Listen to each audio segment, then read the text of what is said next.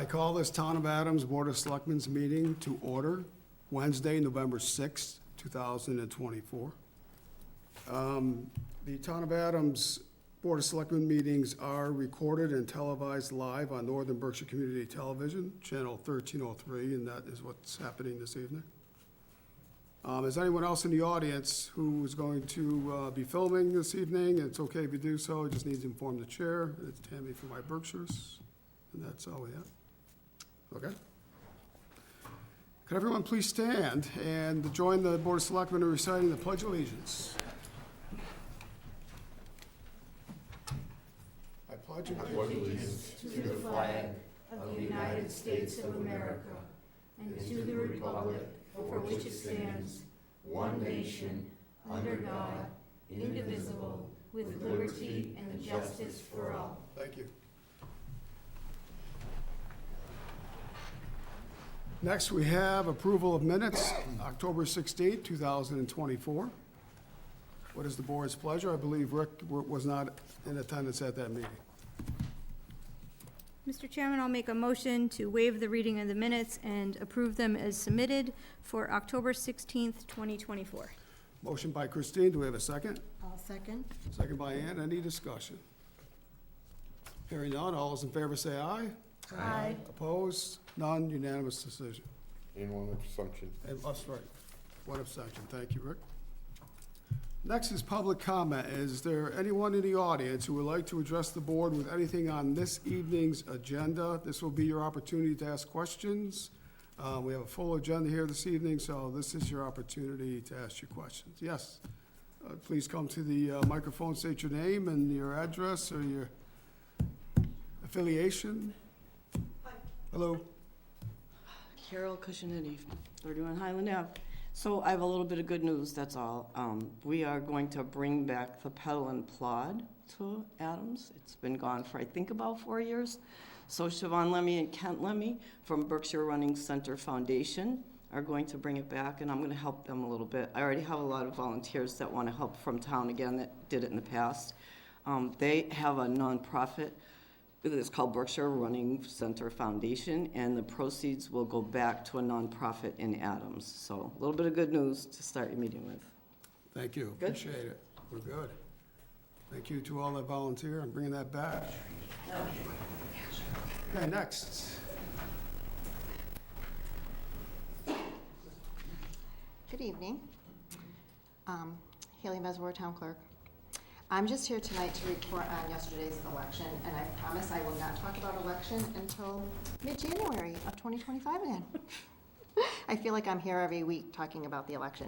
But I just want to let everybody know that we had a great day yesterday. I want to thank all of our election workers, all of town staff, including our facilities department, our police department was excellent, and all the staff from Town Hall and beyond that helped make the election yesterday such a success.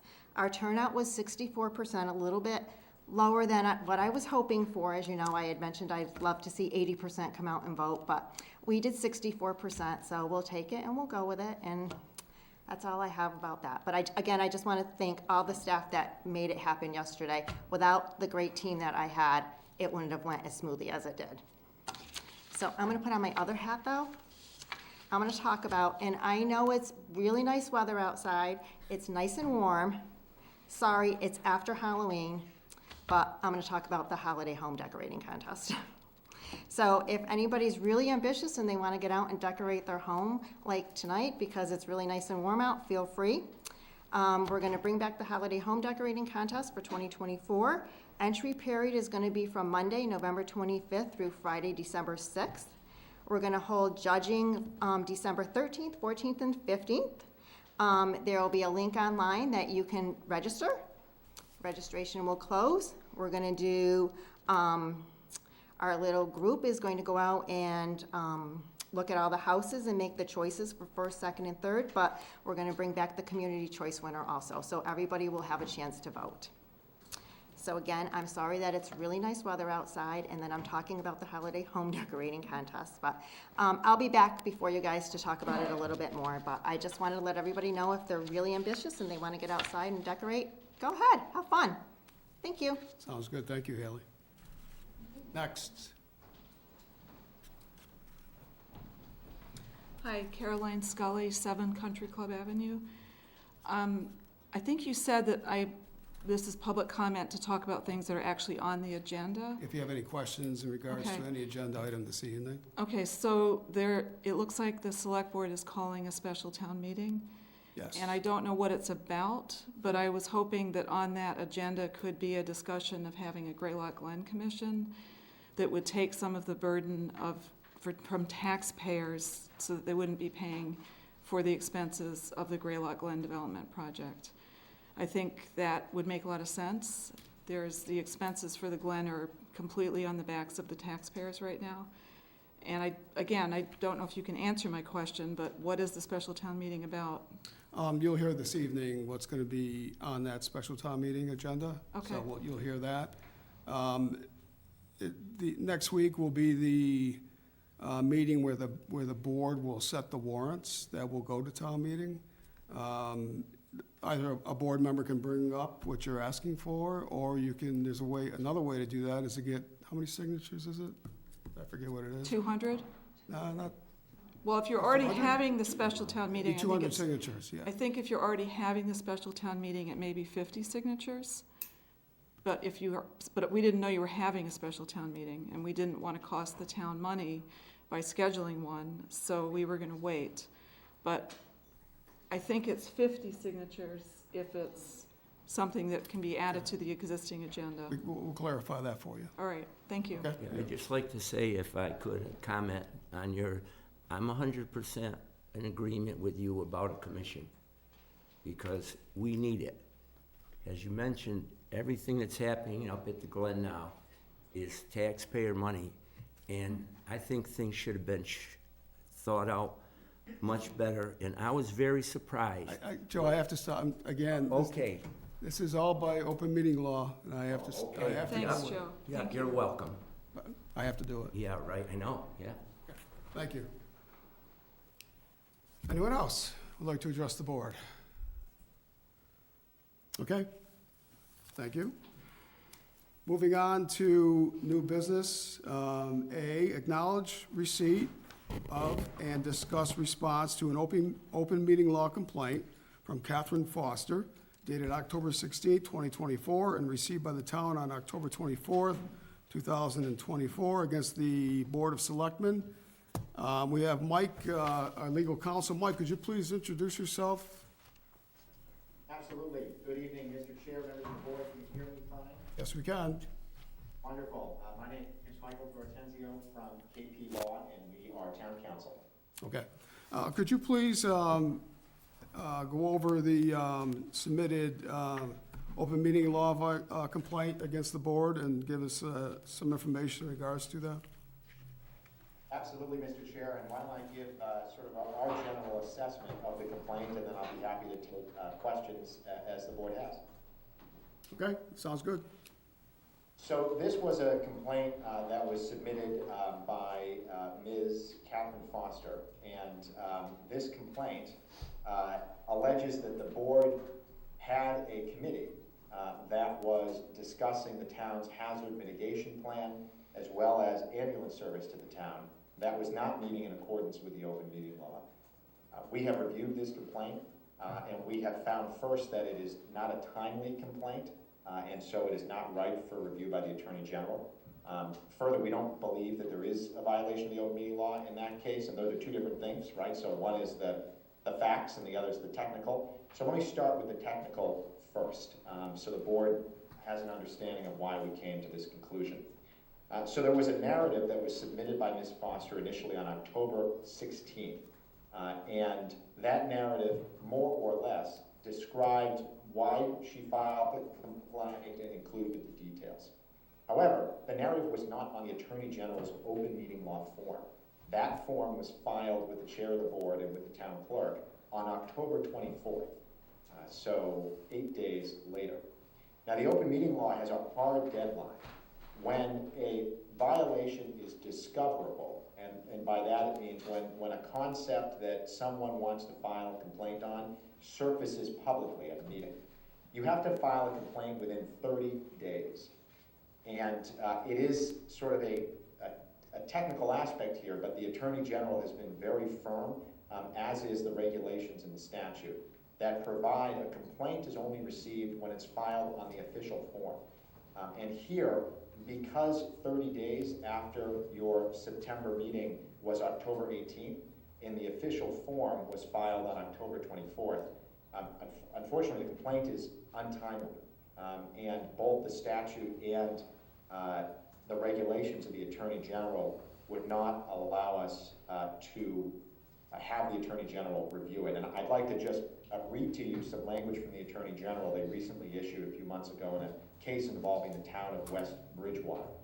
They wrote in that case, quote, "We acknowledge that strict enforcement of filing deadlines may sometimes produce hard results. However, while our office may, for good cause, extend the 90-day deadline to file the complaint with the Attorney General, the regulations do not allow for a similar extension of the 30-day deadline to file the complaint with the public body." So for that reason, Mr. Chair and members of the board, we are recommending that the response to the Attorney General first indicate that the complaint is untimely, simply because the law and the regulations don't allow for any variability on that 30-day deadline, even if it is a hard result, to quote the Attorney General. I'm going to pause there on the first technical part, see if there are any questions from the board. All right, so I also just want to give you a little bit of an understanding on the facts of the complaint as were filed. And so the complaint alleges that there was a steering committee that was drafting the hazard mitigation plan as well as working on an ambulance contract that was meeting outside of public view. There weren't minutes being kept, etc. Now, in our view, one of the requirements that the Attorney General has for what is a public body is it has to be a body that's empowered to act.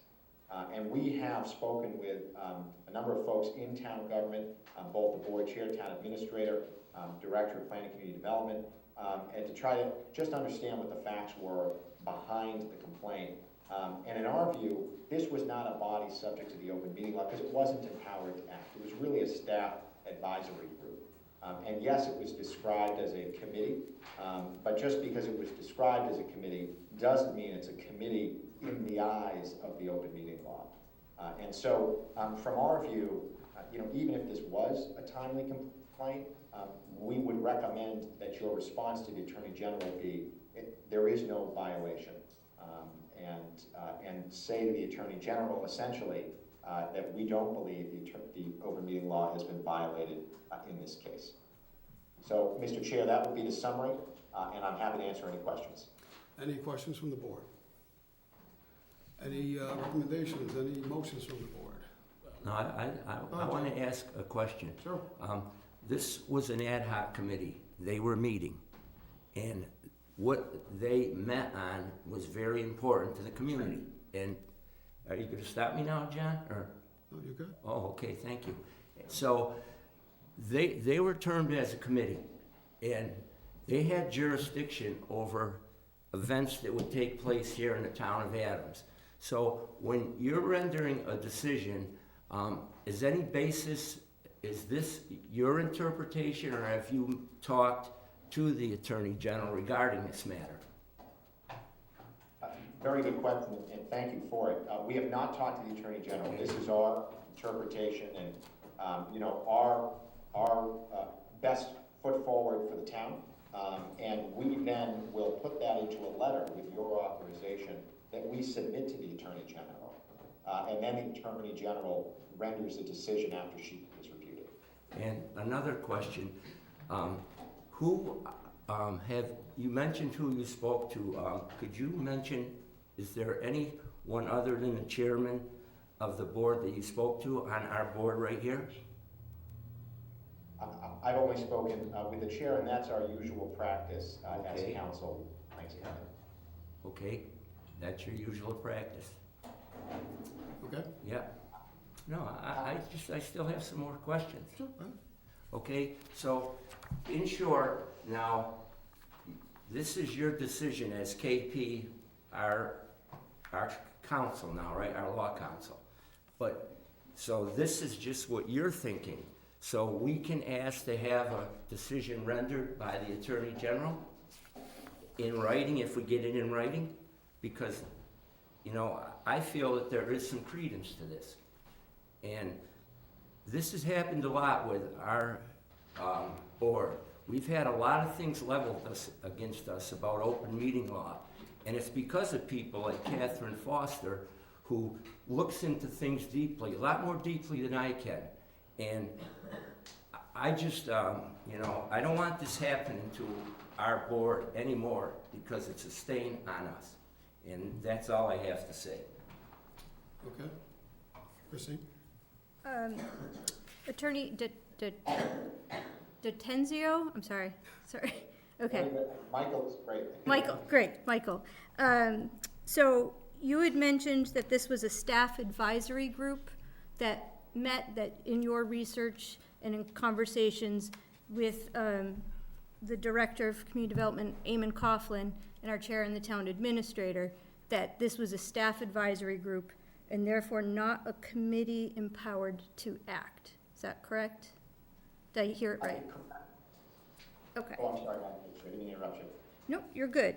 So a lot of recommendations come to the Board of Selectmen through staff work, and then the staff bring that work to the Board of Selectmen to review, to adopt, to approve, whatever it may be.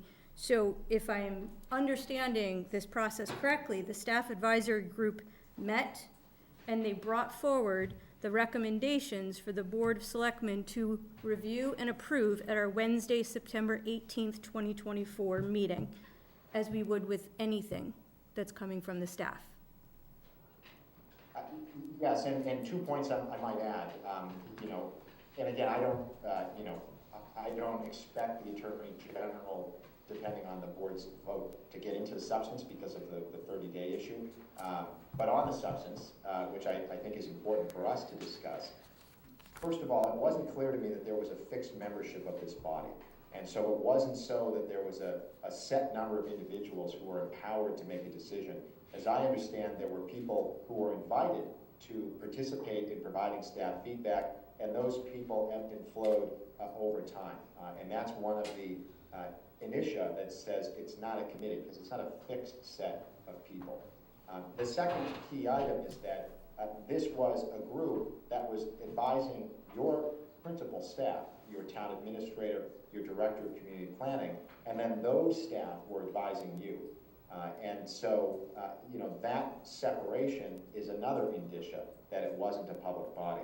The way the Attorney General makes the determination of a public body is it's not a binary test. She would look at a number of factors and add them all up. And so for us, when we try to do that ahead of time for you or for other clients, we try to weigh the factors and come to the conclusion the best that we think she would. And in this case, weighing those factors that you've mentioned, Madam Vice Chair, we concluded is not a public body. Then Thank you. I have another question then, to our Vice Chairman's point. Now, if this is an ad hoc committee and they're making decisions and there's no record of what they said, now anything that happened because of that should be null and void. People should know what they were talking about and who were the people that were being asked for their opinions. Well, and the key for me, and as I understand it, is that this body was not able to make any decisions on behalf of the town. That power rested with your table and members of the Board of Selectmen. And so, because they didn't have that ability to act on their own, the open meeting law typically would not require them. And again, this was a shifting group of people, so when I say them, it's not a fixed membership. Would not require the people who participated to keep minutes or to do so publicly. Just as staff members might have a phone call with someone and gather their feedback. If it's not a public body, the open meeting law would not apply. In my last statement, then I'll stop, I don't want to overdo it. Do you consider that a good way to conduct business? Well, I generally try to leave the policy Okay, all right. to those in the hot seat, which of you all. But I will say that, you know, I think that there's a reason the open meeting law has this somewhat complex test, right? Which is, it's difficult to determine at times when a group is a public body. But you can also have groups within town government that are not public bodies. And the reason that provision of the open meeting law exists allowing that is so that government can operate with some efficiency and to get done what it needs to get done. And then I'll just say that, to me, is an efficiency. Okay, anybody else have any questions? Okay, so as Christine mentioned, the board received a summary from this group, and we reviewed, asked questions, and we approved it. And that's what happens often here. There's nothing different than we've done many times, many other governments do. So the process is that the board will make a recommendation to you. You will provide your response. That every time it goes off to the Attorney General, right? Your summary of what you guys believe will go off to the Attorney General. So that's the process. She'll see everything that goes through. Correct? That's correct, Mr. Chair. And so what will happen next is, assuming the board votes to authorize us to respond on your behalf, consistent with the conversation today, we will send that to the Attorney General, and we're required by law to copy Ms. Foster on that filing when we make it with the Attorney General. There's then sort of a cooling off period that's built into the open meeting law, and after a few weeks pass, Ms. Foster can ask the Attorney General to review the complaint. So there's a two-step process there, and if Ms. Foster does that within the time period allowed, the Attorney General will add it to her list. I would say that these are taking, it could be between 6 and 9 months. It could be up to 12 to hear back, so I wouldn't expect a decision from her in short order, but it will get added to the list. We can track that online, and we can, of course, keep you apprised where the complaint is in the file. Okay, thank you. What's the board's pleasure here? Mr. Chairman, I'll make a motion to acknowledge receipt of the open meeting law complaint from Ms. Catherine Foster dated October 16th, 2024, and received by the town on October 24th, 2024, and refer this matter to KP Law, our town council, to respond on behalf of the Board of Selectmen. Motion by Christine, do we have a second? I'll second. Second by Rick, any further discussion? Hearing none, all those in favor say aye. Aye. Opposed? Abstentions? Unanimous decision. Thank you. Michael? Thank you. Thank you very much, Mr. Chair and members of the board. Okay.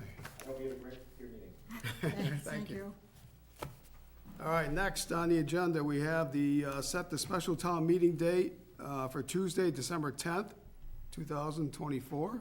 Eamon, could you please come up and just provide a list of what is expected to be on that agenda? We're going to go through all these, but if you just provide that list so people start to get the idea. Sure. Thanks. So, you know, we don't have a ton of items for this, but there are some very critical things we'd like to include on the warrant. You know, one right off the bat would be approving this EPA mandated stormwater bylaw, which we're going to discuss later on in this meeting. Also, we've been working with the planning board. We have a couple little zoning bylaw changes. We're hoping to approve a home occupation bylaw as well as a change to some of the definitions in the zoning bylaw for streamlining purposes. Also mentioned, town council is also recommending as part of that stormwater bylaw, we need to adopt a small provision of state law that allows us to, that would help with enforcement of the stormwater bylaw. And also additionally, and I think the most important item, we've been working with the developer who was selected for the redevelopment of Memorial School, Michael Mackin. We're very close to finalizing a term sheet and development agreement, and as part of that, we'd like to have town meeting authorize the Board of Selectmen to finalize the disposition and sale of Memorial School building to the developer. So that would probably be one of the more important items on the agenda there. Okay. And as far as I know that, or as far as I can rattle off the top of my head, those are what we'd like to accomplish. There may be a couple other minor things that pop up. Okay. Any questions for Eamon on this topic? Yeah, I don't know if you know this. It was just brought forth to possibly petition again for the Gray Lot Glen Commission. Now, is there a time constraint left if that wanted to be presented? When would that have to be put in place to conform to the time date of the special town meeting? I have no idea. Okay. All right, so the warrants will be reviewed and approved the next meeting in 2 weeks. So any input would need to, does it go to the town clerk first, any additional warrants, or does it come straight to the board? Haley, do you have any idea? The typical warrants that are proposed by the town just go directly to the board. Okay, If there's a citizen's petition that's Right. going to be on a special town meeting, that would have to be sent to my office so that we can verify the registered voters. right. Okay, so it's 2 weeks from this evening. So, We'll go to town clerk's office. no, that's not correct. Haley's got her hand Oh, come on up, Haley, come up to the microphone, thank you. Make sure we get this right. So tonight before you, you have to set the special town meeting date of Tuesday, December 10th. Your next item on that agenda is to open the special town meeting warrant and then to close it, which is next Wednesday, November 13th. So that would be for any citizens petitions that want to be presented to the board, so that we have time to get the registered voters checked in, and then it can be placed on the special town meeting warrant. And then you, as a board, will be reviewing it on November 20th is that the next Wednesday after that? You would be reviewing the warrant so that we can get it posted, and then we can get it published, and we can get it sent to all the town meeting members in time for the December 10th Okay, special So town could you meeting. just clarify that that means if a petition with 200 signatures has to be brought to your office by November 13th? November 13th, and it is, if somebody wants to insert anything for an annual town meeting, it's 10 registered signatures. Yep. If somebody wants to do insert something on the warrant for a special town meeting, it needs to be requested by 100 registered voters. Okay? The 200 registered voters is if we want to call for a special town meeting. Okay. Okay, so I just want to clarify that. So it would be 200 if somebody wanted to call for a special town meeting through a petition. Okay. But it says here in writing by 100 registered voters, or 10%, so it would be 100 registered voters, because that's less than the 10% of our registered voters. okay. Thanks So for if the somebody wants to clarification. insert something on the special town meeting warrant that's not already like town approved or ready to go, Right. it could be done by a citizen's petition with 100 registered voters. Okay, thank you. Okay? Thanks, Haley. And can you just set the time for the special town meeting too, if that's possible tonight, for the Tuesday, December 10th? If you could put a time to it, that would be helpful for me, because I have to have postcards printed up. And in the location, in the past, we've used the Memorial Building. I would assume that's going to be the same location, but I do have to get postcards printed up and mailed out to our town meeting membership. Okay, Thank you. thank you. All right, what is the board's pleasure in regards to setting the special town meeting dates? We'll make a motion to set the special town meeting date for Tuesday, December 10th, 2024, at 6 PM at the Adams Memorial Building. Motion by Christine, do we have a second? Second. Second by Joe. Any discussion? Hearing none, all those in favor say aye. Aye. Opposed, none. Any abstentions? Unanimous decision. Okay, next is the board to open special town meeting warrant and to close on November 13th, 2024.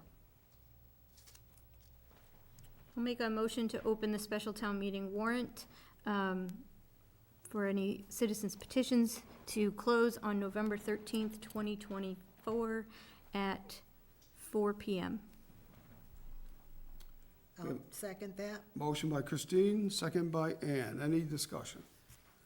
Hearing none, all those in favor say aye. Aye. Opposed, none, that's unanimous decision. All right. Moving on, still under new business, ratifications. The first, Mr. Chairman, yep, for obvious reasons, I have to recuse myself from the first ratification. okay. That's okay. And there he goes. And he's gone. All right, the first individual is, the position is Jacob Blanchard, laborer for the Department of Public Works.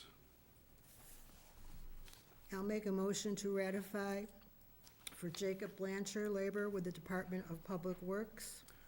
Motion by Ann, do we have a second?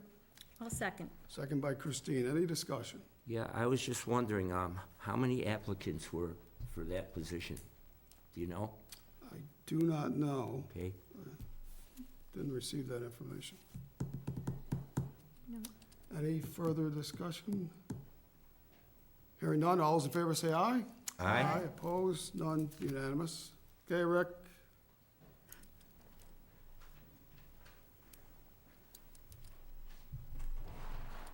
Thank you. Okay, second is James Hall, crew leader with the Department of Public Works. Do we have a letter for that? We do. Do you mind reading that, please? Or- Sure. To the Adams Board of Selectmen from Town Administrator Jay Green. This letter is to advise the Board of Selectmen that James Hall has been appointed to the position crew leader with the Adams Department of Public Works. As provided in Section 10 of the Town Charter, I am pleased to present Mr. Hall for your ratification this evening.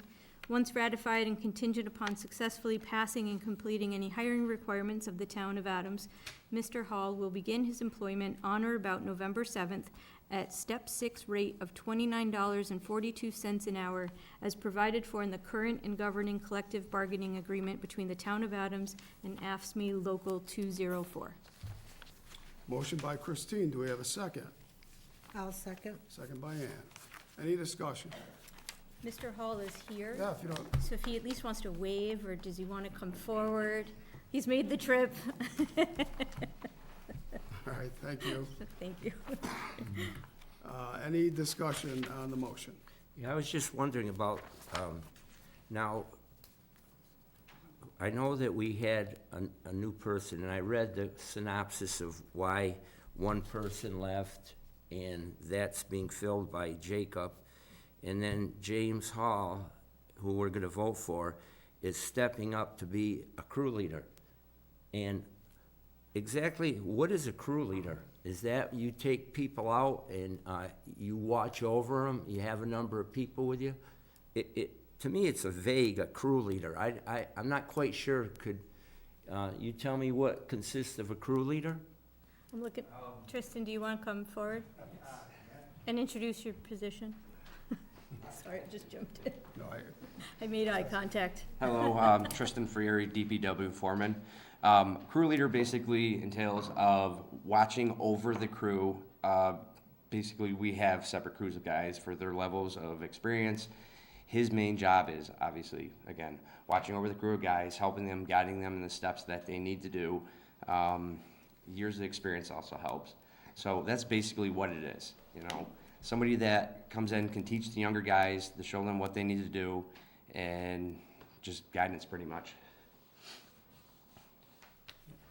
Okay, yeah, I guess that's it, in a nutshell. Okay, thank you, Yep. Tristan. any further discussion? Hearing none, all those in favor say aye. Aye. Opposed? Abstained? Unanimous decision. Next is Michael Harrington, transfer station attendant. Is Mike Harrington here? No? Okay. What is the board's pleasure? Oh, do we have a letter?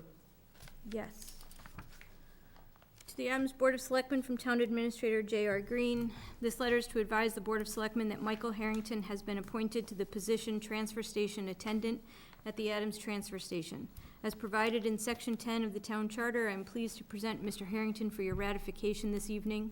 Contingent upon successfully passing and completing any hiring requirements of the Town of Adams, Mr. Harrington, will begin his employment on or about November 2nd at a rate of $18 an hour. Motion by Christine, do we have a second? I'll say it. Second by Rick. Any discussion? Yeah, I just want to know, is this a part-time job? From the memo we received from the town administrator, it says, we currently have one per diem person who is available to work at the transfer station. When that person chooses not to work, the DPW staff fills it in at DPW CBA wages, sometimes on overtime, especially if needed to cover Saturday hours. Adding another qualified per diem person will help save money by having a ready pool of attendants or when someone wishes to no longer work. This is similar to the per diem COA van driver system. So it would be part-time or per diem. Okay, I'm all for that. Okay, any further discussion? Hearing none, all those in favor say aye. Aye. Opposed, none, unanimous decision. Next is Matthew Luzinski, Assistant Plant Mechanic at the Wastewater Treatment Plant. Is Matt here, or? Oh, he's gone. We thought Tristan was coming forward again. No, that's not for the wastewater treatment plant, eh? All right, we have a letter from the town administrator. Yep. The letter to the Adams Board of Selectmen from Town Administrator Jay Green. This letter is to advise the Board of Selectmen that Matthew Luzinski, Yes. okay, has been appointed to the position of Assistant Plant Mechanic with the Wastewater Treatment Plant. As provided in Section 10 of the Town Charter, I am pleased to present Mr. Luzinski for your ratification this evening. Mr. Luzinski has been selected as a highly suitable candidate for the position of Assistant Plant Mechanic at our wastewater treatment facility. His demonstrated problem-solving skills make him an excellent fit for the role, ensuring both reliable support to plant operations and adherence to safety standards. Once ratified and contingent upon successfully passing and completing any hiring requirements of the Town of Adams, Mr. Luzinski will begin his employment on or about November 12, 2024, at Step 1 rate of $24.78 an hour, as provided for in the current and governing collective bargaining agreement between the Town of Adams and AFSCME Local 204. Motion by Christine, do we have a second? I'll second. Second by Ann. Any discussion? Hearing none, all those in favor say aye. Aye. Opposed? None, unanimous decision. Next, we have Richard, I'll say Matos, M-A-T-O-S, operator of the wastewater treatment plant. Is Richard here? No? Okay. We have a letter from the town administrator.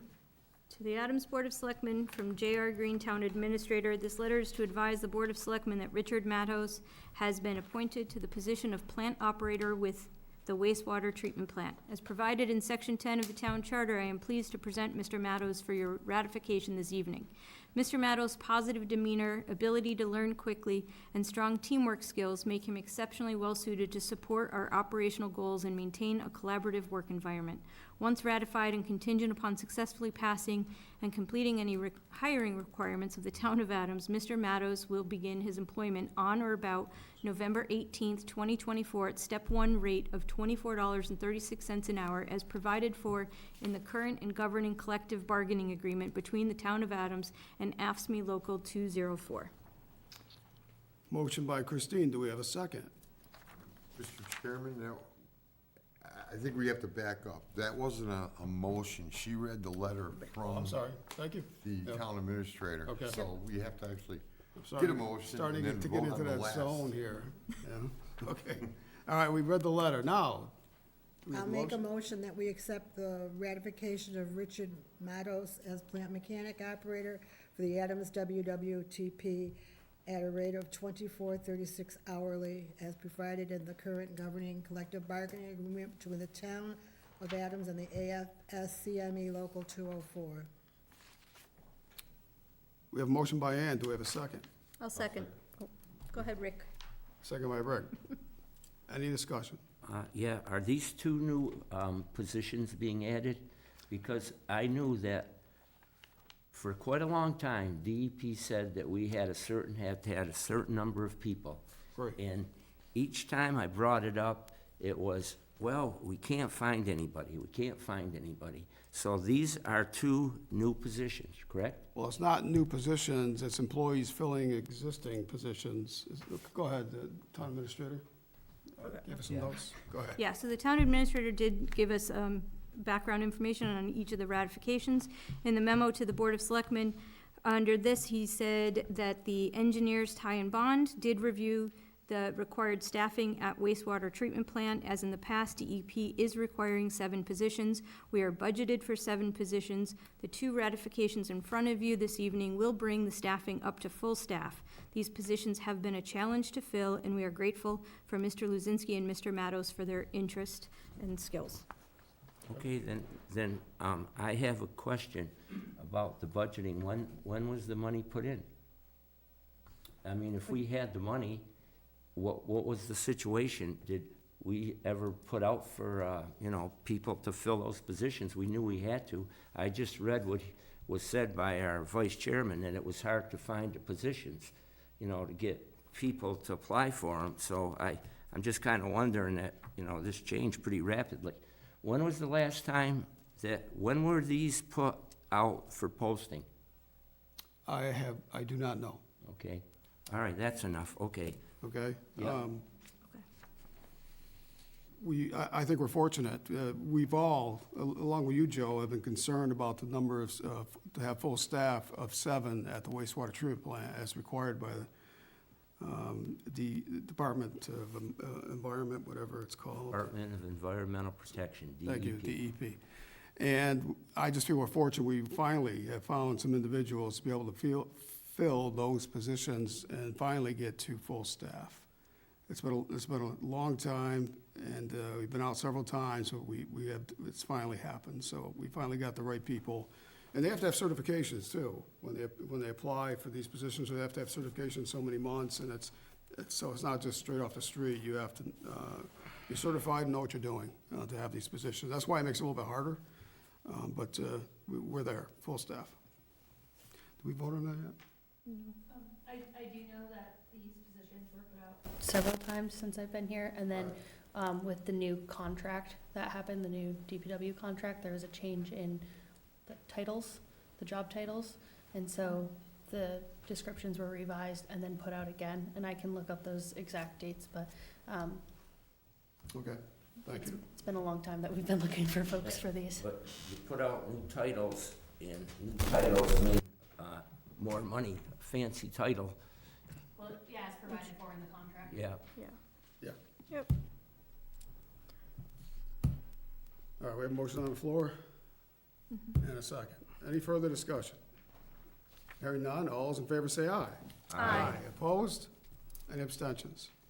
Unanimous decision? Mr. Chairman, I'd like to back up and make a motion that the board ratify the appointment of Matthew Lazinski as Assistant Plant Mechanic at the wastewater treatment plant. Yep. And I'll second it. Motion and a second. Any further discussion? Hearing none, all those in favor say aye. Aye. Opposed? None, unanimous. Thank you. Next, we have Walter Green. Oh, no, next we have Bill Belcher. We've been asked by the Council on Aging Director not to appoint that individual this evening, so I request a motion to table for now. So moved. I'll second. Motion by Rick, second by Ann. Any discussion? Hearing none, all those in favor say aye. Aye. Opposed, none, unanimous decision. Okay, now we're on Walter Green, per diem van driver with the Adams Council on Aging. To the Adams Board of Selectmen from Town Administrator Jay Green. This letter is to advise the Board of Selectmen that Walter Green has been appointed to the position of per diem van driver with the Adams Council on Aging. As provided in Section 10 of the Town Charter, I'm pleased to present Mr. Green for your ratification this evening. Once ratified and contingent upon successfully passing and completing any hiring requirements of the Town of Adams, Mr. Walter Green will begin his employment on or about November 7th, 2024, at grade 5, step 1 rate of $18.46 an hour. Okay. Do we have a motion on the floor? I'll make a motion to ratify Walter Green per diem van driver with the Adams Council on Aging. Motion by Ann, do we have a second? Second. Second by Rick, discussion.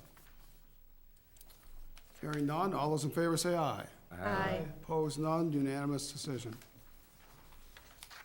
And the last ratification, we have Ashley Sacco, Town Accountant / Town Finance Director. Ashley, I believe you're here. Would you please come up?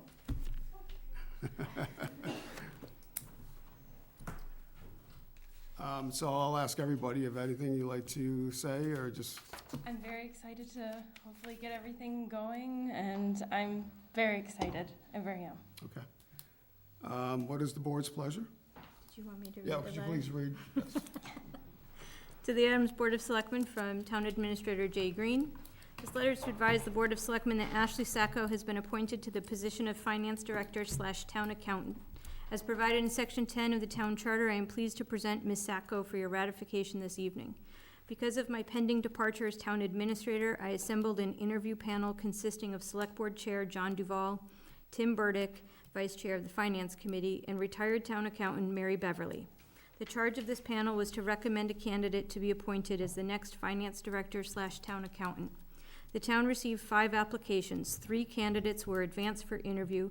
The panel unanimously chose Ms. Sacco and made that recommendation to me. Ms. Sacco has been employed by the town since 2014 and has assumed greater responsibilities during that time.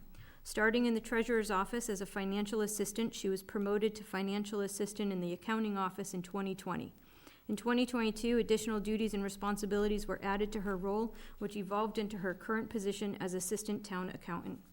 Ashley routinely attends meetings and trainings held by the Massachusetts Municipal Auditors and Accountants Association.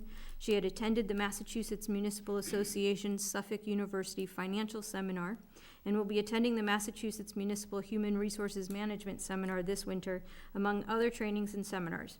During the past several weeks, Ms. Sacco has continued to prove herself as a dedicated and capable member of our town staff during the search for a new Finance Director / Town Accountant. Ms. Sacco will assume her duties on or about November 8th, 2024 at grade 14, step 2, providing for an annual salary in the amount of $75,086. Respectfully submitted, Jay Green. Okay, do we have a motion on the floor? Make a motion, the board ratify the appointment of Ashley Sacco as Finance Director / Town Accountant. Motion by Rick, do we have a second? I'll second. Second by Christine. Open for discussion.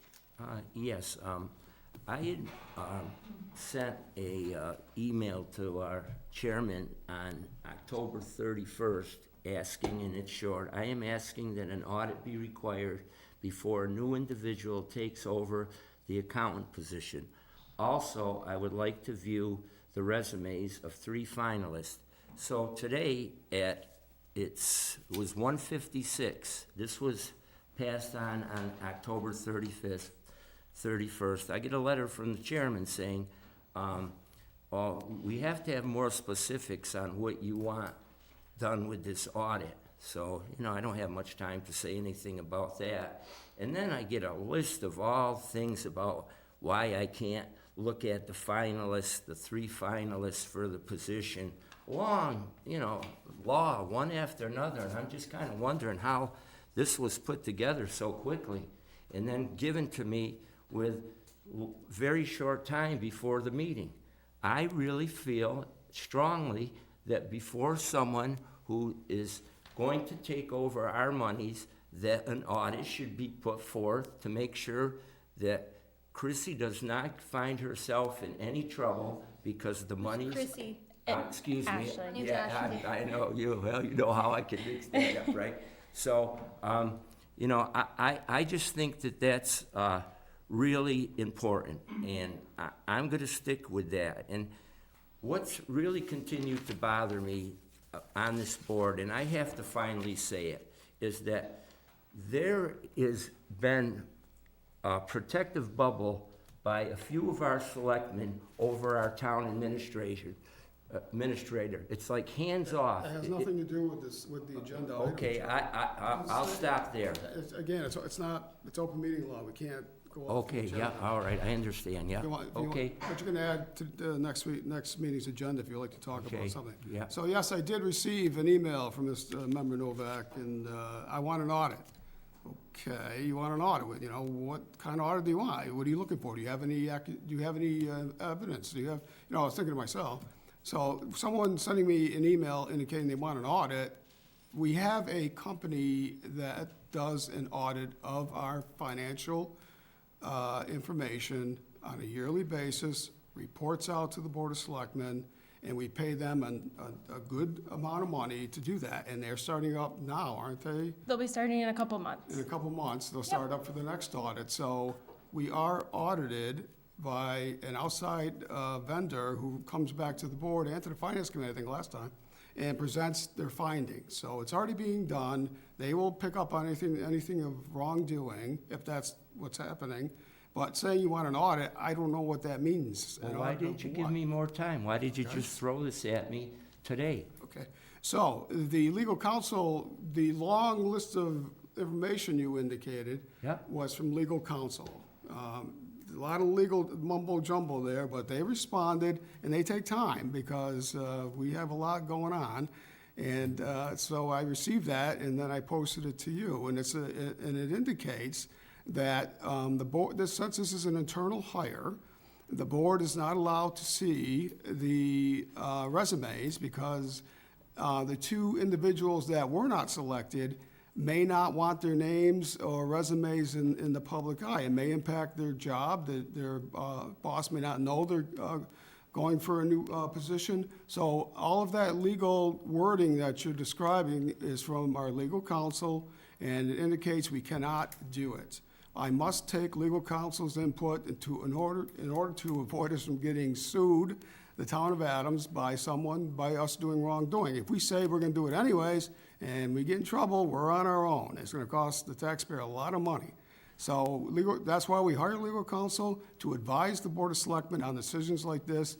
You asked the question, they said we cannot do it, and it's all explained in that email I sent back to you. And you've read it, it sounds like you've read it. But may so- I ask Chairman Duval, when did you receive that information? You don't know. Well, on Okay. top of my head, I don't know. You know how many legal issues I've been dealing with? Well, it For the would last seem few to me weeks? So that- so in the end, it indicates that we cannot do it. So you got it today, you read it. If you got it yesterday, you read it. It can't be done. So I pass off the information to you. You asked a question, I gave the information. Okay, And the audit, if you want to bring that up, it's up to the board. If you want, but I don't know what kind of audit you want. We have an audit done. The taxpayer spends the money to have an audit done every year, and we're going to have an audit for what? I don't know. Is it? Well, let me put it this way also. We have an outgoing town administrator who had a lot of money in the revolving fund, and that's undiscretionary. He can spend it any way he wants without us knowing. And I want to know then where the money that was put in his purview, has it been spent? Where has it been gone? Yeah, you can request that. I'm sure, actually, I don't know if you can probably print it all out for you. There's nothing to be, okay, there's nothing that's being hidden. You know, people go around town saying we got secret things happening here. Ask, and we'll answer your question. There's nothing going, I don't want to go into defensive Well, mode. Mr. Chairman, So- now all of a sudden, is that on the agenda? I got shut off, and I wanted some things to say, so now you're saying there's nothing, but you can say it, but I can't. No, I agree we should end it. I agree with you. All right? So that was, so we have legal counsel's input. We're good there. Any other discussion? Thank you, Ashley, for the time you Like to put think, in. We didn't vote, did we? We haven't yet, no. I'm just stating, as a member of the board, that thank you for the amount of years that you have put in. You have taken courses, you're working towards your degree. Yes. And I'm very excited to have you moving up an internal hire, which is always nice to do. And we look forward to working with you. Budget season's already started. Yes, So, it is. So appreciate it, and thank you for applying for the position. Thank you. Anything else? No, it's exciting to see a 10-year employee come forward, who started in the treasurer's office.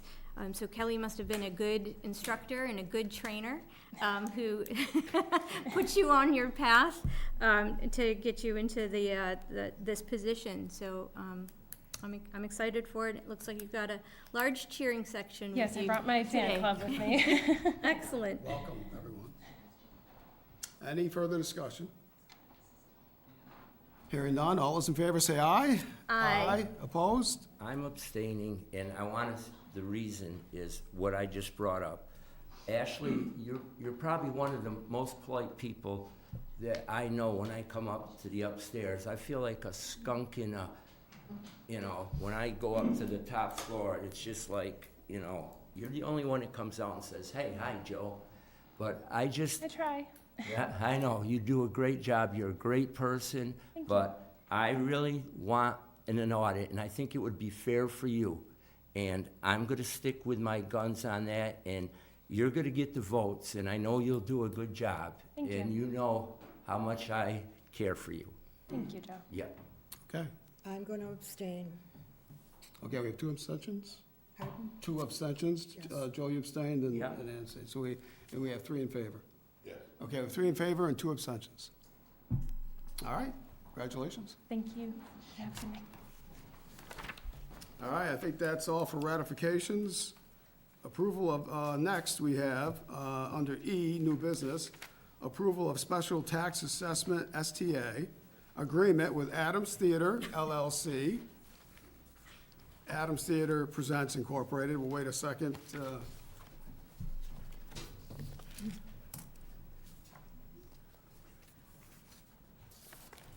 And we'll have Eamon come up and explain. That sounds good.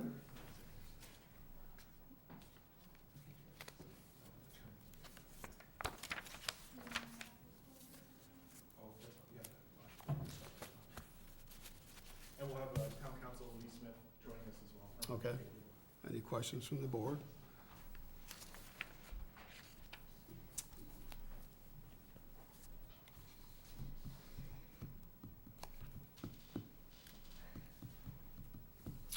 Why don't you get started, and then. I can give a little bit of background about Yeah, well, the, that the sounds good. STA. Thank So, you. we've met here before, I don't think I was here last time, but to discuss the, special tax assessment agreement.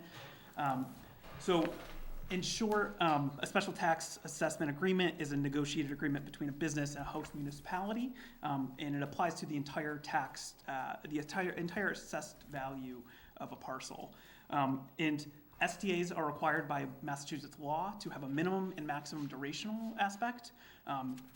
They need to have at least a minimum of 5 years, and they cannot exceed a maximum of 20 years as well. And so we're here today to talk about a special tax assessment agreement for the Adams Theater. And so, you know, we've talked a little bit about why the Adams Theater is important to Adams, but I just want to kind of reiterate some of those points, you know, first. And you know, the theater, I think, as it's currently still under renovation, still has been an anchor institution already in this community. They've already been posting several different events, different types of shows, events, community events as well. They hosted these summer movies for kids in town.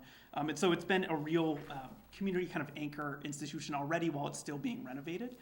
And the thought process behind the special tax assessment is because arts institutions are typically tax exempt organizations. So when you typically see an arts organization such as a theater, it's typically run by a nonprofit.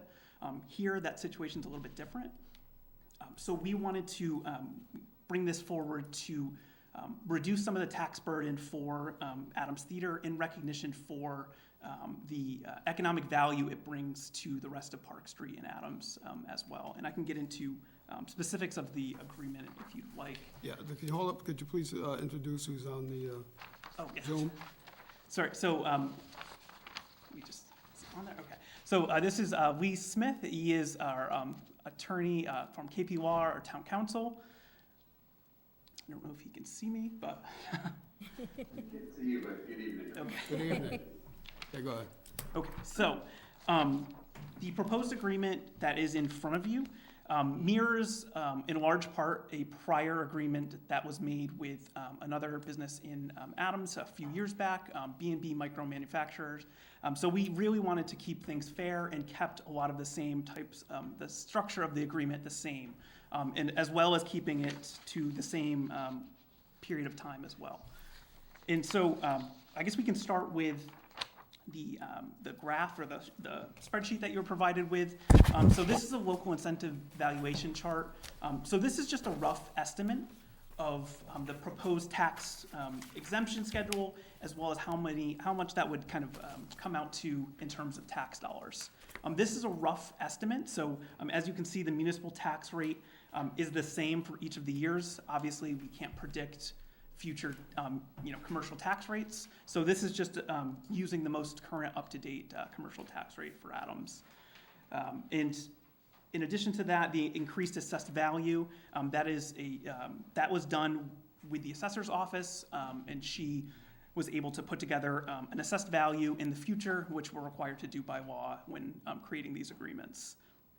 And so if you look on the chart, you'll see that the STA yearly exemption is structured in a way where the first 2 years are 100% exemption, and then it goes to 2 years of 75%, down to two more years of 50%, another 2 of 25%, and then the last 2 years are 10 and 5% respectively. And the column, or the row right next to it, is the column, my apologies, right next to that yearly exemption section gives you a rough estimate of how much yearly property taxes would be exempt with that municipal tax rate in place.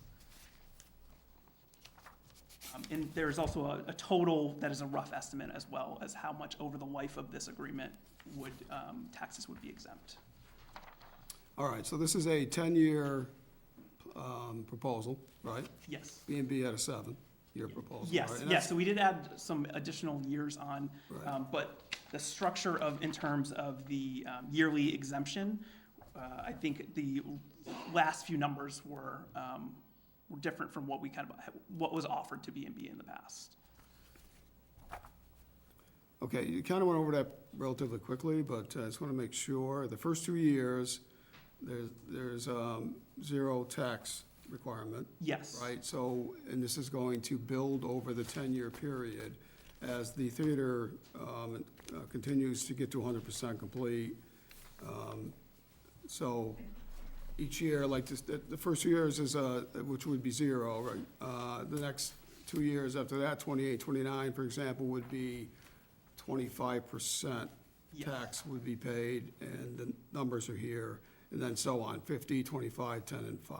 Yes, and that was done with, it being in mind that the theater is still being built up, so we want to provide kind of maximum tax relief while the theater is being built up and undergoing these renovations. And so once it kind of reaches full capacity, the town's able to, capitalize on some of those property taxes as the yearly exemptions go down in later, in subsequent years.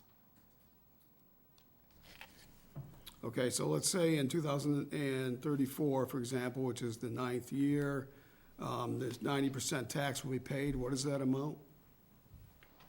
So that amount would be, the exempted would be around just over 40,000 would be the projected annual tax bill. So you would have to subtract the exempted annual real estate property taxes from the projected annual property tax bill. Okay, so we would receive 40,000 in taxes. Yes. In that year. Okay. All right, I've got it.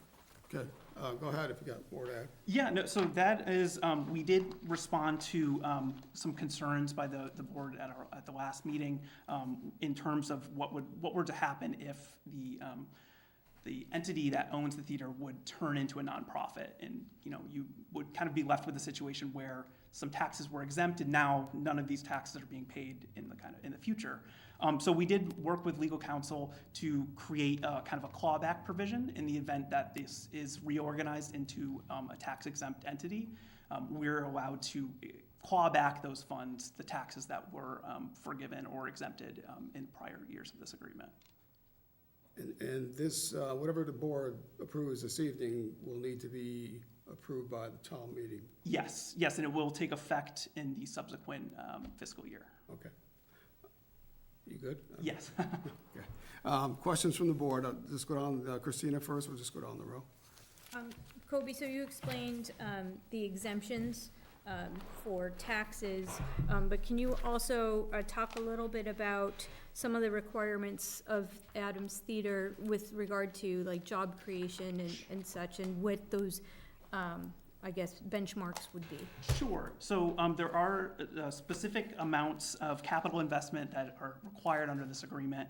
And so we've talked with the Adam Cedar, and they expect to, estimated value of upcoming renovations is approximately $1.5 million in upcoming renovations, in addition to the, I believe I have the number, they've been pretty close, so I think, yes, sorry.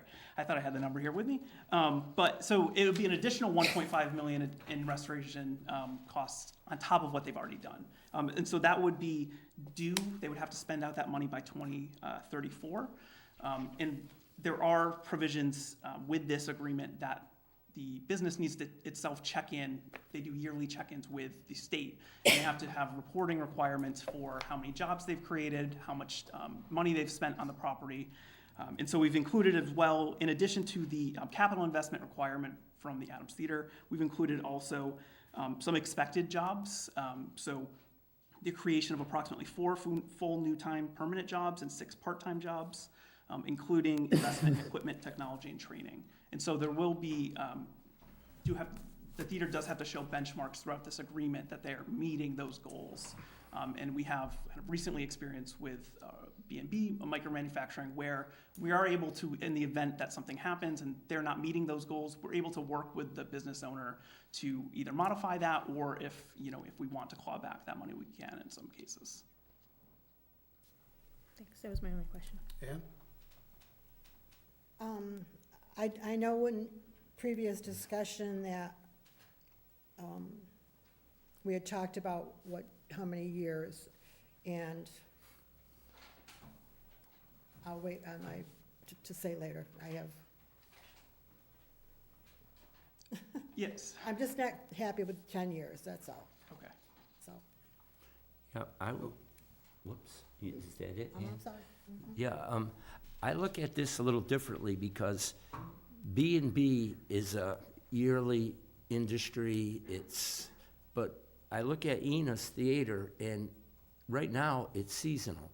And when you're talking about having that number of employees, does it count for the workmen that come into her business and do work at a semi-consistent basis, that they would be considered a part of the hires?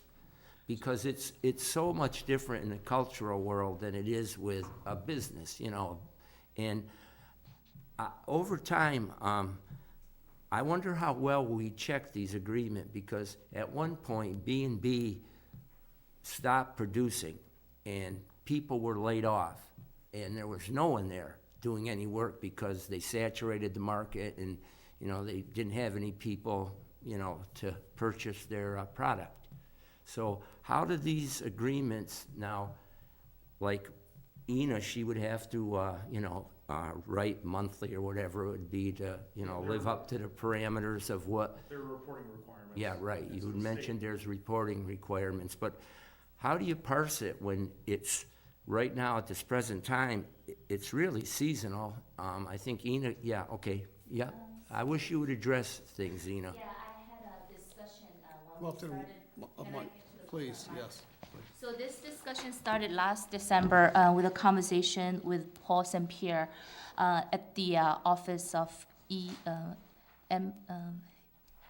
MOEBD, yeah. And then he explained to us that the program that we're entering to, the STA program, is different than a program that Micro B&B entered into. The program they entered is directly measured by employments that they created, whereas the Adams Theater program is more of a cultural program. It is measured also by the indirect economic activities that are happening on Park Street. In other words, a theater activated at the town in a very different way than a manufacturing job that provides people work and then they go home. But the theater has spillover effect that doesn't necessarily goes direct into the payroll of the theater. So that's a short answer to your question. But I also prepared a statement if I can make, Sure. Particularly there is some also ambiguity between the LLC and the Adam Theater Presents and how the job is being created in between two entities. So I'm gonna just read what I submitted to the state as the original statement. So Adams Theater LLC purchased the vacant building at 27 Park Street in Adams in May 2021 and started a multi-phase rehabilitation.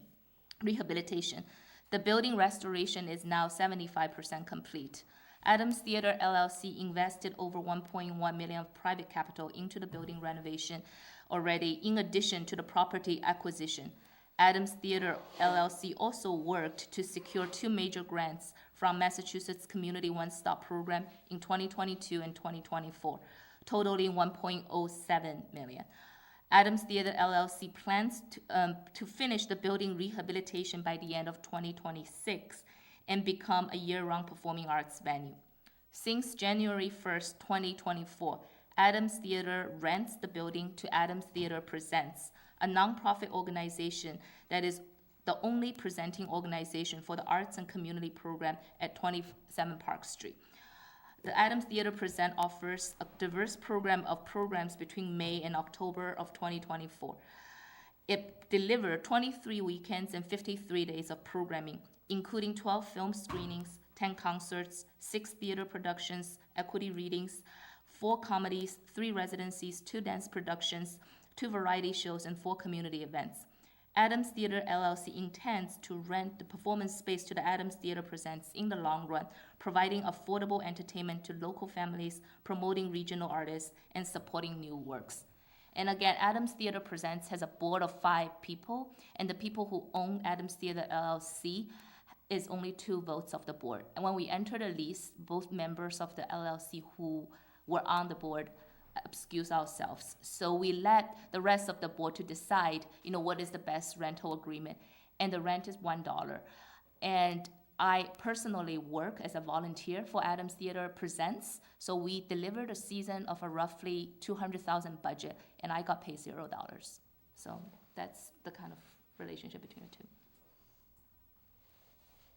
And then, by the way, we have Adams Theater Presents vice chair of the board, Dave Vasilian, who is, representing the LLC representing the nonprofit in case we have some questions. Happy to answer any questions. So I want to qualify what I have said. I really enjoy I have enjoyed a lot at what you have presented at the theater. I think you're doing a wonderful job.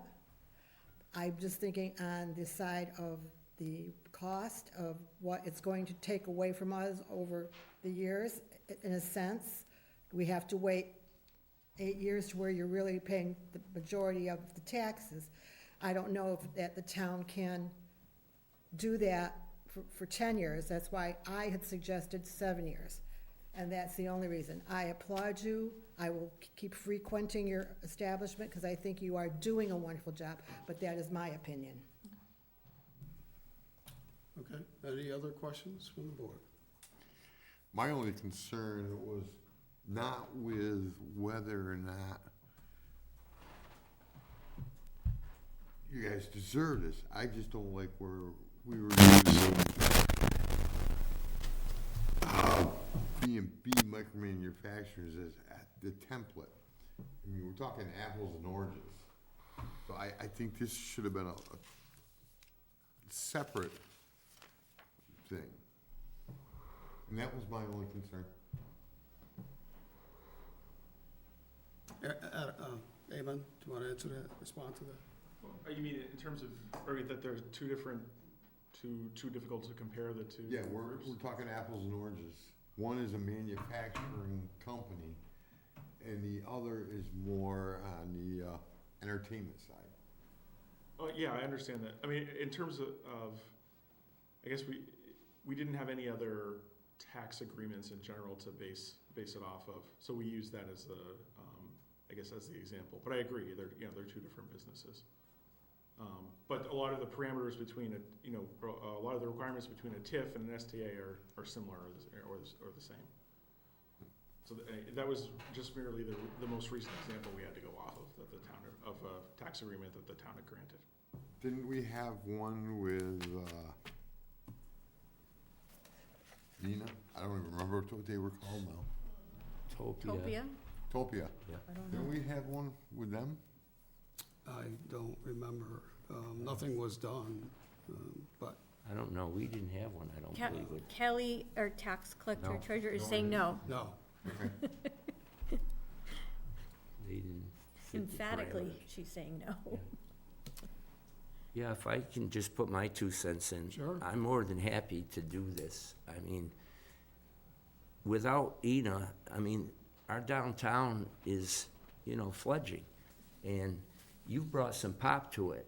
Like I've said, it's nice to go down the street on a Friday, Saturday night, Sunday afternoon, wherever shows are going, and see cars parked on the roadsides instead of just buzzing through Adams. And, I'm all for this, but I have a personal question.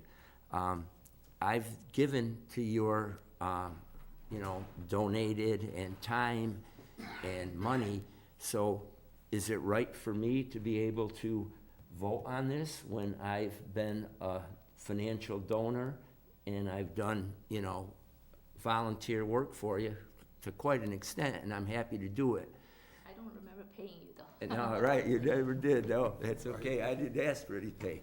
But I'm talking about the money that I donated. And I think many of us do the same. Yeah. So we all receive the same thing in return, our tickets, right? So we get the same thing back, and you volunteered your time, so there's no financial gain for you. Right. So you're okay to vote. I'm just a little queasy about doing that. Well, it's up to you, in the end, it's up to you. Yeah, and But I think we've we're all always used our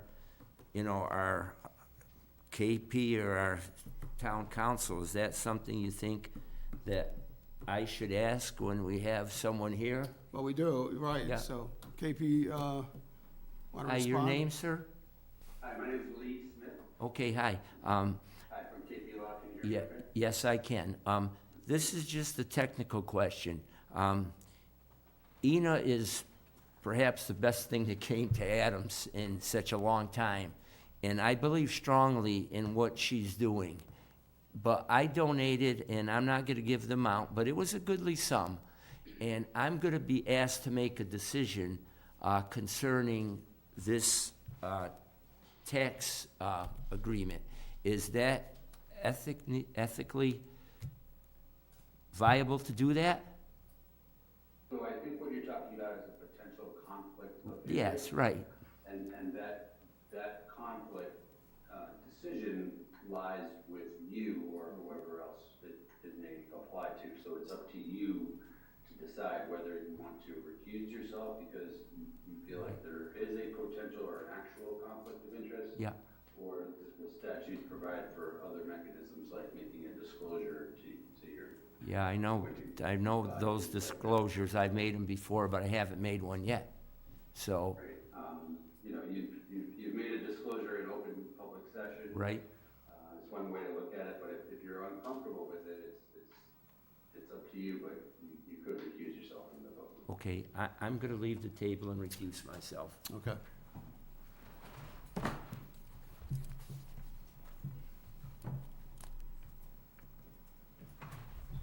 So recently, as we all know, the Greylock Glen Outdoor Center, we spent many occasions indicating that it was 50 years to get something going up there. And our downtown, Park Street, even though we have many outstanding businesses and we have restaurants and other type of businesses, there's nothing in the evening, there's nothing on the weekends that is happening in our downtown. So we get a lot of inquiries from the citizens of Adams, what are you gonna do about Park Street? And it has been about 40 years, in my opinion, who have grown up here my entire life and seen what's happened to Park Street. But during the day, it's busy, but during the evening, we really never had anything here. So we finally do. And I think the Adams Theater is transformational, as the Greylock Glen Outdoor Center is, and it's a cornerstone of Park Street, and it's going to finally it's like a once-in-a-lifetime thing for many of us to see Park Street back again with people there on Friday nights, which we do have now, Saturday nights, as Joe has mentioned, and also on Sundays. And it's a once-in-a-lifetime thing, as was the Great Lac Glen. So the theater is the cornerstone of Park Street. We need, of course, restaurants in the evening, and maybe some other merchandise stores unique, but they will come, in my opinion, because of the amount of people that are, as I read in the chart, this current year, we've had 4,500 individuals that have visited, been to a show or to a movie or to whatever it may be. Those are 4,500 individuals we didn't have before. So we need to have feet on the ground, and we have that. And I just think it's a matter of time, and we can get those restaurants down there and really have a nightlife down on Park Street.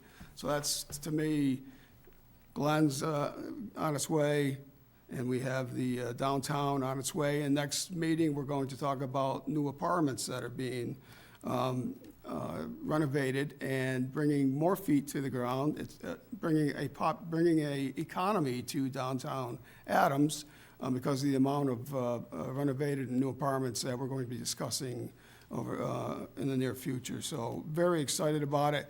When you mention, the last thing is, when you mention that your entity has invested over $1 million, and you know, to put all that time and effort on you and not being with your family and things like that, I'm going to be supporting the 10-year plan. Very excited about this going forward, and I think it's what we need to make this successful. So I'm 100% behind the 10-year plan that works for you, and it's going to work for the town in getting that Park Street Saturday night, Friday night, now rolling up the sidewalks at 6 o'clock. We're going to have a nightlife down there and have something we're very proud of. And thanks to you, Ina, for bringing this to our community. Any other thoughts or any discussion? I had a couple of comments. So, one, I did want to state that, you know, I don't have any financial interest in this contract. I am no longer a board member for Adams Theater Presents. So any sections of 268A relative to municipal employees do not apply to me. However, the appearance of a conflict may. I have filed the 23B3 form that does disclose the potential or appearance of a conflict of interest. I have reviewed it with my own personal attorney to make sure that I can be here to participate. I will also state that I was, although I served on the Adams Theater Presents board for a short period of time, I have not been on that board since April of 2024. While I served on the board, the details of the STA was never presented to the Adams Theater Presents Board of Directors. However, it was something that the board was made aware would be pursued. So I wanted to make sure that I was clear on that. The economic development colleagues at my employer, One Berkshire, were involved in the introduction for Ina and Mass Office of Business Development, but I was not part of any of those meetings. And I also want to state that I recused myself at the July 17th, 2024 executive session where the contents of this agreement were discussed so that I could allow my select board colleagues to discuss the details without somebody who had previously served on the Adams Theater Presents board and is employed by the Economic Development Agency for the county, although I do not do anything with economic development. Let me just make that very clear, because I do not dabble in that. So I did want to just make sure that that was all stated and that is disclosed. It is on file as it was back in July, and I did make sure that that was set before today's meeting. I did want to point out, as there was some discussion about, you know, this STA versus, you know, the manufacturing one that we have on file. I like that the structure is there, where there are a set number of years and what those percentages might look like, and then, you know, some benchmarks. And I do think that in reviewing the two, this is different, right? So it's a longer period of time because the nature of the business, to, Mr. Novak's point, is it's a seasonal, it's a seasonal, entity right now, but with some renovations in the next couple of years, it could become year-round, and it looks like those percentages seem to tick away at about when the building will be complete. The other piece that I will point out is that when we did the STA with the manufacturing company, they were in a finished building. So, I understand that theirs was shorter, but they didn't have as much capital to put into that building in order to get things off the ground and running. So I like that we have that structure, and that we can modify it based on the business that comes before us. I thank my colleagues for doing the work with the staff on bringing this forward, and I'm happy to be supporting it. Okay, anyone else, any discussion? Okay, do we have a motion on the floor?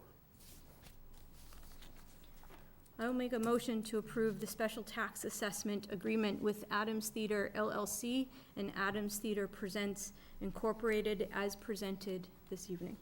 Motion by Christine, do we have a second? I'll second. Second by Rick, any further discussion? Hearing none, all those in favor say aye. Aye. Opposed? No, Any abstentions? Which is Joe. So we have 1 opposed, 3 in favor, the motion passes. Thank you. Thank you.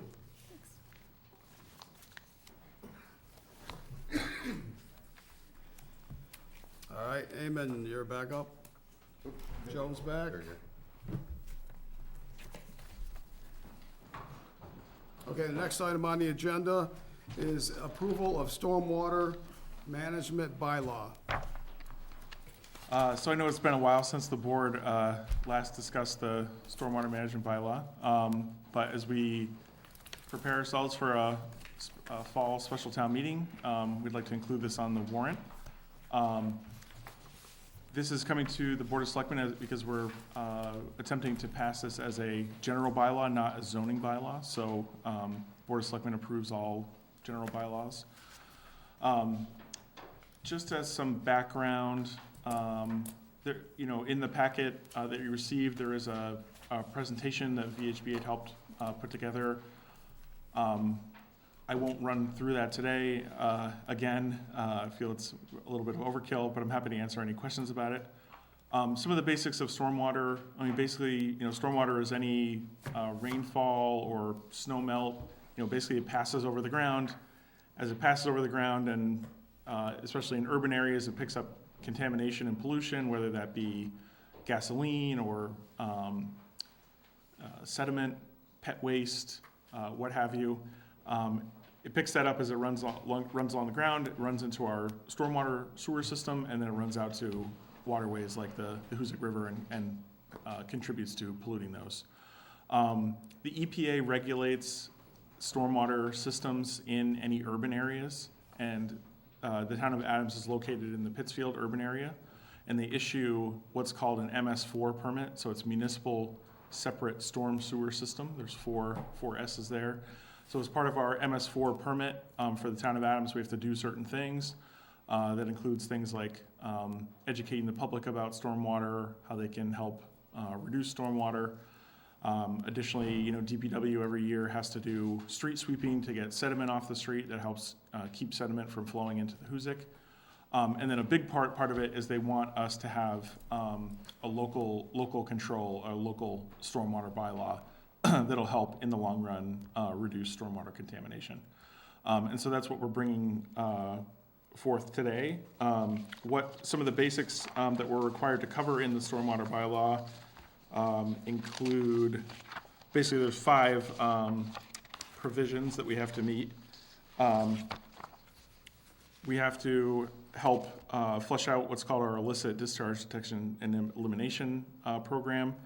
We have to provide for construction site runoff control, post-construction stormwater management. We have to provide for long-term operation and maintenance, and require that applicants submit as-built plans. So those 5 things are required as part of the stormwater bylaw. And so basically, any major new development that would come to the town, anything over 1/2 an acre in size, would have to meet our stormwater requirements.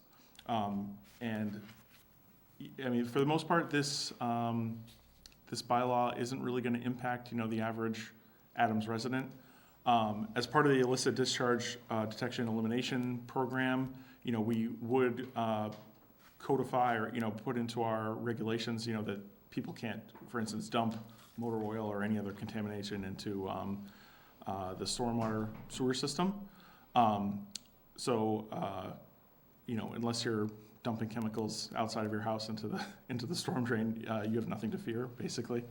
But basically, any major new development would be required to address stormwater in some way, whether it be adding a rain garden or adding some sort of what's called best management practice to their final design. I'll note too, there's already a requirement at the state level. Any major new development already has to meet state stormwater standards. So this would be just another layer on top of the state standards, but at the local level. Let's see, another important piece to discuss tonight, the draft bylaw basically appoints a stormwater authority. We've had lengthy discussions with the planning board. They're willing to take on that responsibility. So they would be responsible for administering this plan or administering the bylaw obviously with the Community Development Department providing staff support. We believe it could be integrated pretty seamlessly already with a lot of the permitting that they review. Planning board already has to review site plans for any major new development, and so this would would be integrated seamlessly, go hand in hand with that kind of review process. I'll also mention, if the board approves this tonight, this will go to town meeting. If it's approved at town meeting, sometime in the very near future after that's approved, the planning board will have to adopt a set of regulations that would complement this, the bylaw. Much like is done at the state or federal level, where there's sort of an enabling legislation and then there's a more detailed set of regulations, we'd be doing that just at the local level. And those local regs that the stormwater, that the planning board would have to adopt are really the technical nitty-gritty details of what the EPA wants us to enforce. And the benefit of doing things that way or by that process are that if those technical details change, that the planning board can adapt pretty quickly and change their regulations more efficiently than having to go back to town meeting to change things. So I'm happy to answer any questions. One of the major things that I'd like the board to weigh in on tonight, under, where is it, section, I believe it's section 7, additional prohibited contaminants.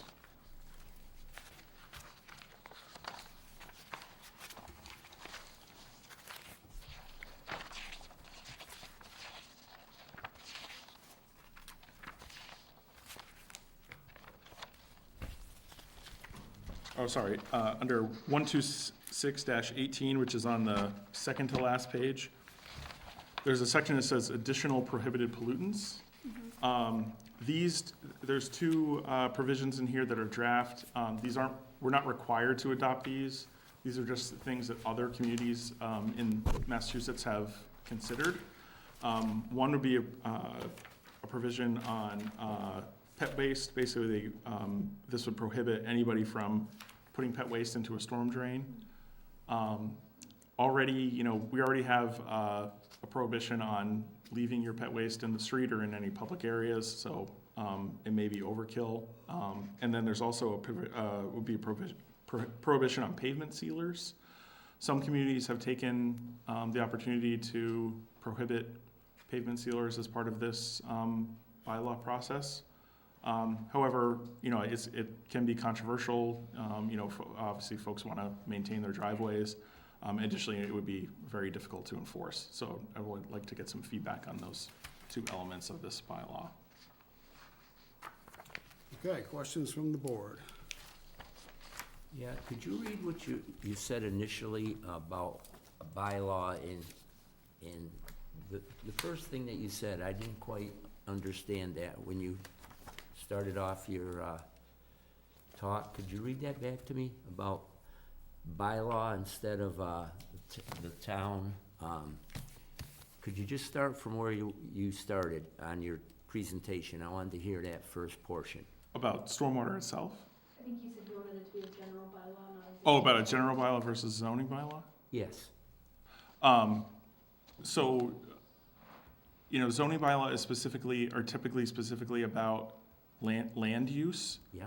And so, this stormwater bylaw certainly can fall into that category, but it also has some other like I said, has other prohibitions against, dumping residents dumping waste into stormwater systems.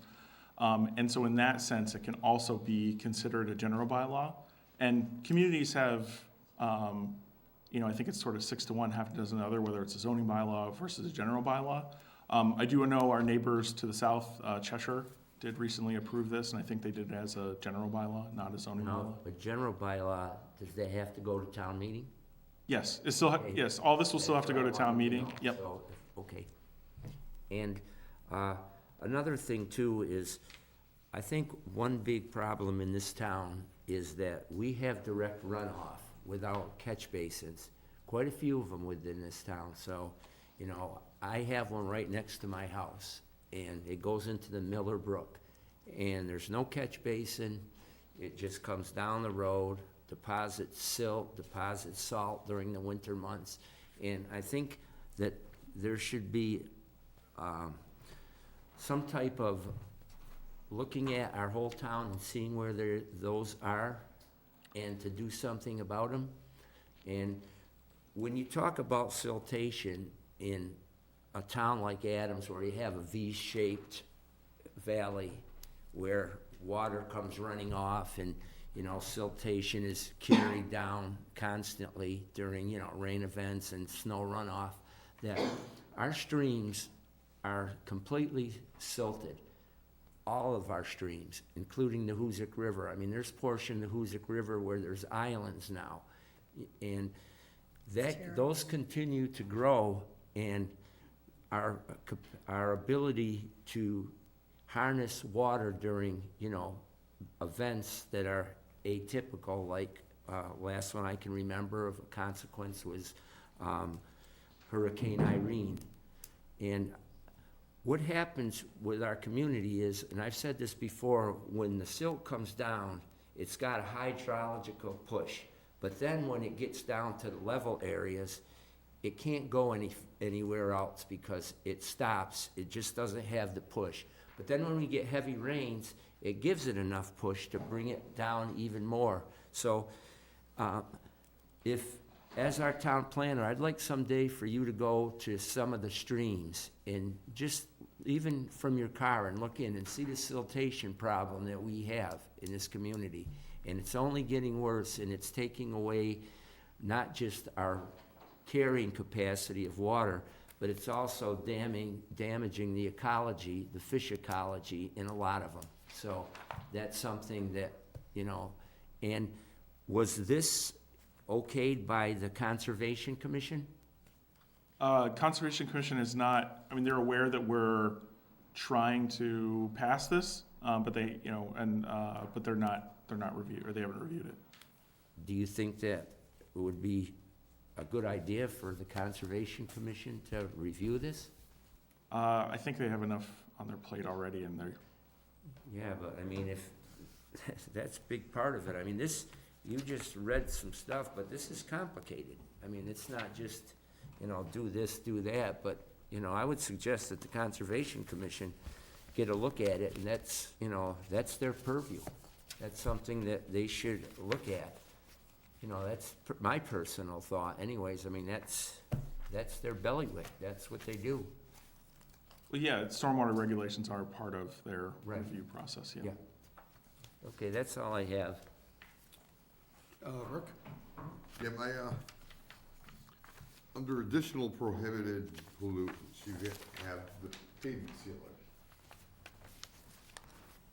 what does the town use as far as the streets go? Would we create our own layer?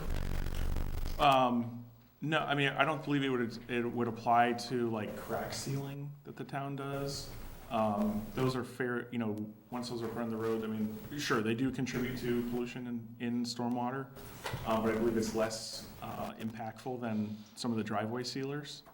But again, you know, like I said, I think that aspect could be very controversial. It's something I'm not recommending. I just wanted the board to weigh in on it before we adopt anything.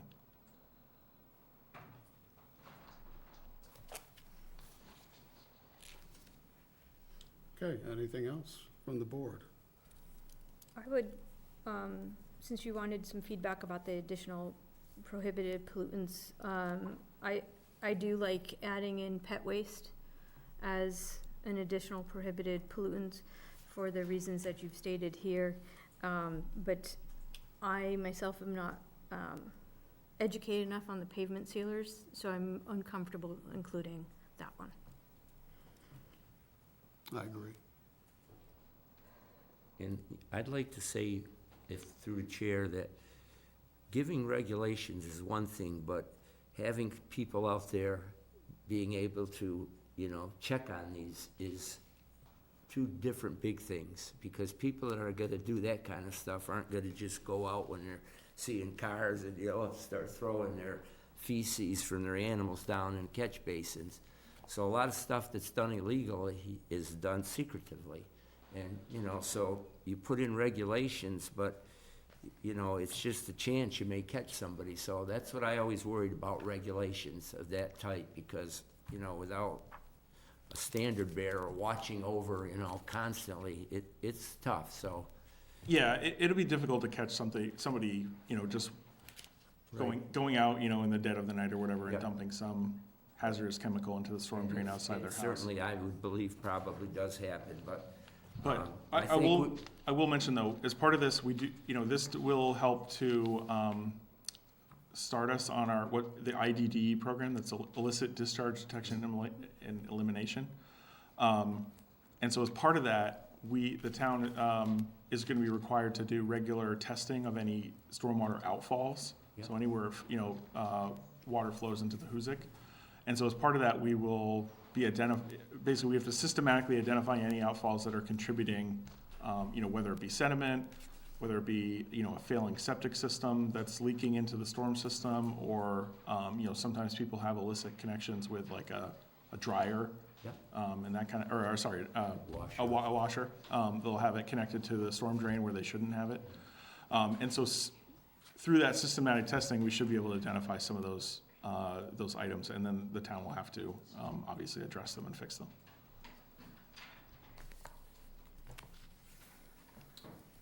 Okay, so you're looking for a motion to approve the stormwater bylaw as presented, minus the. Well, yeah, if you'd like So can you to. let us know what the motion you're looking for? Well, if the consensus is that you don't want to include the pavement sealers, I don't know if that's consensus, but anyways, go ahead. then I guess the motion would be to approve the stormwater bylaw as amended. Okay. Do we have a motion from the board? I'll make a motion to approve the stormwater management bylaw as presented with the additional prohibited pollutants to include pet waste. Motion by Christine, do we have a second? I'll second. Second by Ann. Any discussion? Hearing none, all those in favor say aye. Aye. I'm Opposed? voting no. I think it's more complicated than just what we've heard and how it can be carried out, and I would really hope that the Conservation Commission could have taken a look at it before we okayed it. Okay, so 4 in favor, 1 against. All right, Eamon, you're still there. Next, we have update on the upcoming fiscal year 2025 CDBG application. The anticipated deadline is April of 2025. Go ahead. Yeah, so I wanted to keep this quick and just let the board know that we're gearing up for the next round of CDBG grants. As you just mentioned, the due date is in mid-April, so it's a few months away at this point. the town has the opportunity to apply for up to $850,000 this year, or with this new grant round. And, I'll mention, just as kind of background about CDBG, basically anything we do with CDBG has to meet 3 national objectives, helping low to moderate income residents, as well as eliminating slum and blight in town. I know slum and blight is a little bit of an archaic term, but that's what's included in the HUD legislation way back from the 60s. So as part of that, we typically apply for funds that are in sort of 3 categories or buckets. One is the general admin category. Another is we help to fund or refund our housing rehab program from year to year. And then we also typically apply for some sort of construction project. Last round, back in 2022, 23, we were successful in getting some funds to repave and replace the sidewalk on Cook, Albert, and Pleasant Street. That project's actually just starting in the last few days, which is very exciting. And I'd like to continue that sort of pavement and infrastructure work with this grant. And so I just wanted to give you some brief view on the construction project that we're sort of looking at for this upcoming round. So we can't use these funds to just repave any old road in town, basically. We have to, any road or any infrastructure we want to apply for, it has to be basically in poor or fair condition, so it has to be rated in poor or fair condition, and it also has to be located in what's called our slum and blight area or our target area. We established that zone about 10 years ago, and it's includes a lot of our downtown. It's sort of centered around Summer Street. Right now, we're looking at at the very least repaving and addressing some drainage issues on Winter Street. Winter Street is, I think, one of the poorest rated roads in town by condition. And it's also located right in the middle of the slum and blight area, so it makes it ideal for a CDBG application. So at the very least, we're looking to repave that street and address, like I said, address some drainage. There's some water ponding issues that occur on the street. Tim Coda and I have also been looking at potential ways to sort of redesign the street as well. There's been some talk, in the Traffic Commission about turning that into a one-way street. We've been looking at that a little bit. Also trying to see if potentially turning it into like a dead end. And that would help potentially address some concerns that we've had from residents about speeding along the street, as well as use of it as like a cut-through street by folks in town. We're not dead set on any of those proposals. They're just sort of concepts right now. In the next few days, I'd like to get a public survey out that'll help get some feedback about that, as well as hold a meeting with the neighborhood, potentially in December or potentially January, to help solidify, get some more feedback around those concepts and sort of engage them about this upcoming project. And that's really it right now. I just wanted to kind of keep everybody updated and let you know we're working towards this upcoming application. Did you mention Pleasant Street? We're gonna do that too, right? Yes, What's that part of? so the CDBG work that's going on now, Albert Street is being worked on by Maximilian. They just started that last week. They're gonna do, they're gonna repave Albert Street and replace all the existing sidewalk. And they'll do that this season.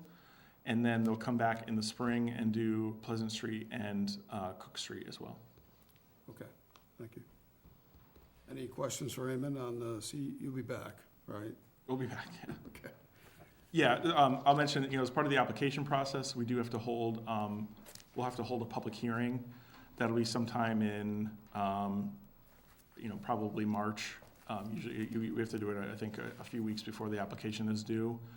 So the public hearing will present more details on the CDBG budget that we're applying for and more details about the construction project.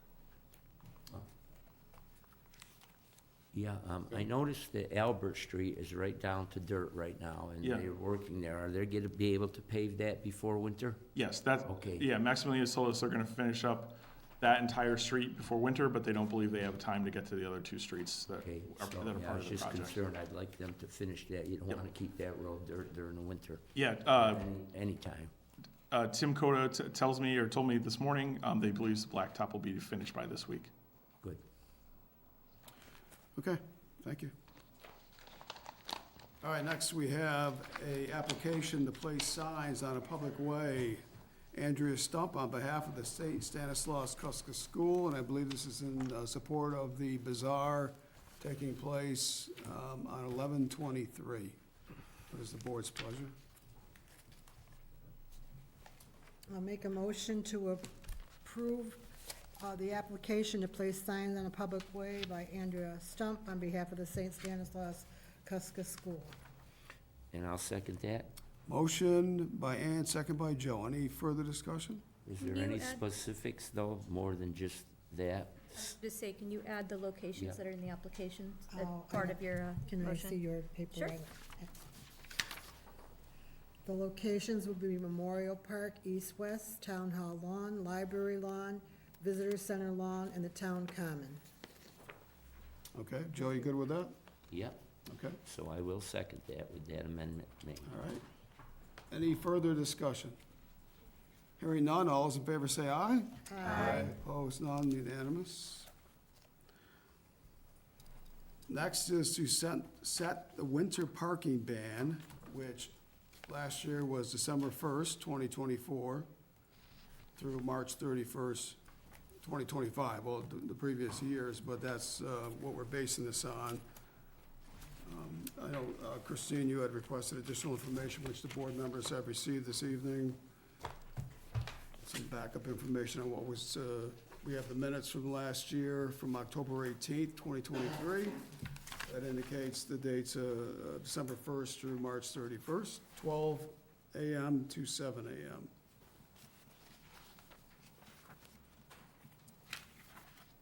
And that was a motion that was made and approved. What is the board's pleasure?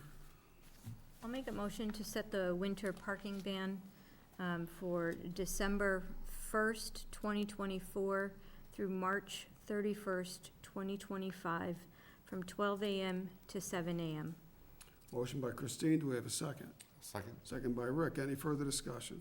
Just mention that there are parking passes available in the treasurer and collector's office for the municipal lots that are available, and that the police department, I do believe, uses discretion, like in the event that there is no snow until like February, that they may issue warnings and not tickets. Any further discussion? Hearing none, all those in favor say aye. Aye. Opposed? None, unanimous decision.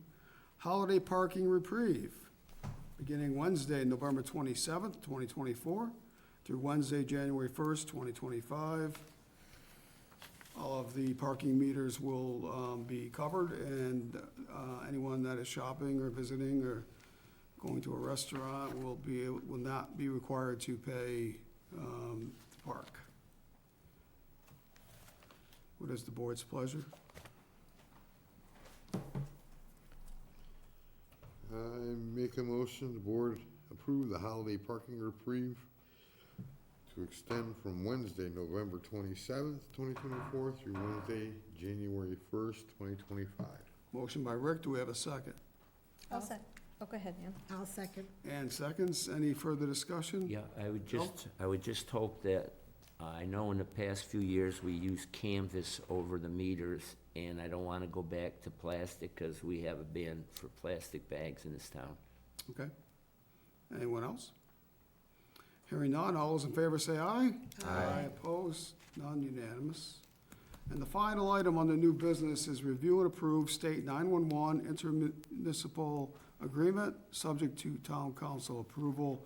The town administrator has provided us with some information. If you don't mind, Christine, if you could read that, please. Sure. To the Adams Board of Selectmen from Town Administrator Jay Green, the intermunicipal agreement, IMA, you have in front of you this evening is required for the town to continue receiving E911/dispatching services from the Regional Emergency Communications Center, RECC, presently operated by the Berkshire County Sheriff's Office, BCSO. As the handout in your materials explains, RECC management and operations will be assumed by the State 911 Department imminently pending state legislature action.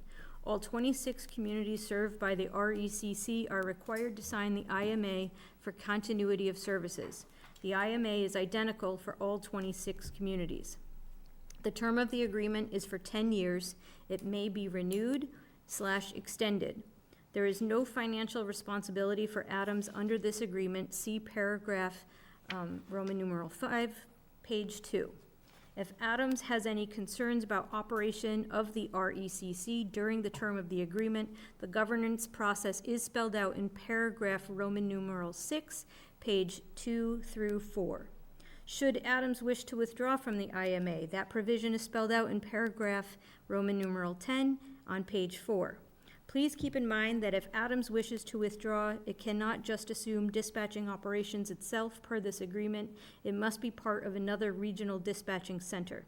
The current assessment to the town for RECC services from the BCSO can be found in the police department operating budget in the amount of $28,350. This line item will not be needed for fiscal '26 if the town signs the IMA in front of us. Thank you. Any questions, discussion in regards to the agreement that's being put forward by the state? Yes, I took it on my own to call Dennis Kerwin, and I had a nice conversation with him. I had some concerns about this matter, and after speaking with him, I felt very comfortable, and as a selectman, all of us, I think public safety of our citizens is, catamount to what we really need to do. And one thing I questioned, this won't be done overnight. It may be quite a while before there's a changeover.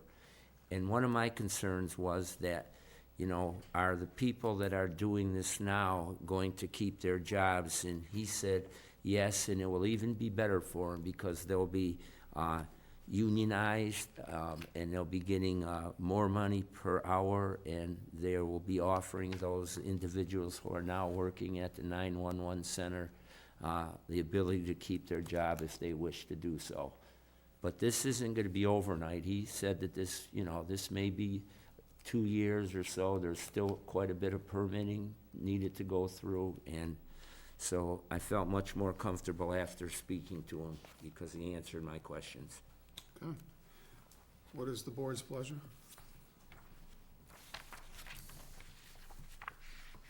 I'll make a motion to approve the state 911 intermunicipal agreement, subject to town council approval as presented.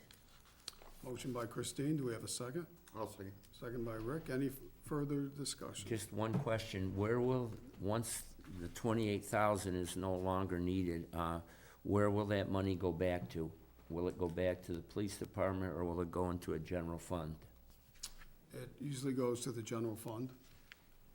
But I'm not sure where we are in payments at this point for this current year, or if it's all, a direct, I think the reference is for next fiscal Next year, and we fiscal year. haven't built that budget, so it just might be money that we don't raise right. on taxes, and it just doesn't go anywhere, it just isn't raised. Okay. Any other discussion? Hearing none, all those in favor say aye. Aye. Opposed? None, unanimous decision.